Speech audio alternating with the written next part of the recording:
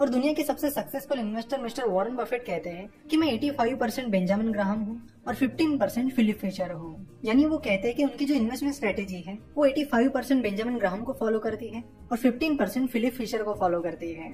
अगर mister Benjamin Graham की बात की जाए तो मिस्टर बेंजामिन ग्राहम ने वैल्यू इन्वेस्टिंग को फॉलो किया है और उन्होंने ही वैल्यू इन्वेस्टिंग को इन्वेंट भी किया है, इसलिए उन्हें फादर ऑफ वैल्यू इन्वेस्टिंग भी कहा जाता है। On the other hand mister Philip Fisher growth investing को फॉलो करते थे। तो in short mister Warren Buffett ये कहते हैं कि वो 85% वैल्यू इन्वेस्टिंग को फॉलो करते हैं और 15% ग्रोथ इन्वेस्टिंग को फॉलो करते हैं। तो इस वैल्यू इन्वेस्टिंग के कोर्स में हम आपको वैल्यू इन्वेस्टिंग और ग्रोथ इन्वेस्टिंग इन दो मेन इन्वेस्टमेंट मेथड्स के बारे में सिखाने वाले हैं। जब भी हम कोई चीज खरीदते हैं तो उस चीज को खरीदने के लिए हम जो अमाउंट पे करते हैं उसे प्राइस कहते हैं और उसके बदले में जो चीज हमें मिलती है उसे वैल्यू कहते हैं। तो अगर कोई भी चीज हम खरीद रहे हैं तो जरूरी है कि आपको ये पता करना होगा कि जितना आप पे कर रहे हो उसके बदले में आपको कितनी वैल्यू मिल रही है।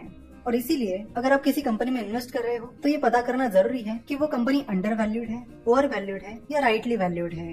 यानी जितनी प्राइस आप उस कंपनी के लिए पे कर रहे हो कंपनी उससे ज्यादा वैल्यूएबल है या उससे कम वैल्यूएबल है, ये चेक करना काफी जरूरी है। और इस वैल्यू इन्वेस्टिंग के कोर्स में हम वैल्यूएशन के बारे में भी बात करने वाले हैं, क्योंकि वैल्यू इन्वेस्टिंग का पूरा खेल वैल्यूएशन पर डिपेंड करता है। वैल्यू इन्वेस्टिंग के साथ ही हम इस कोर्स में ग्रोथ इन्वेस्टिंग के बारे में भी बात करेंगे। हम मिस्टर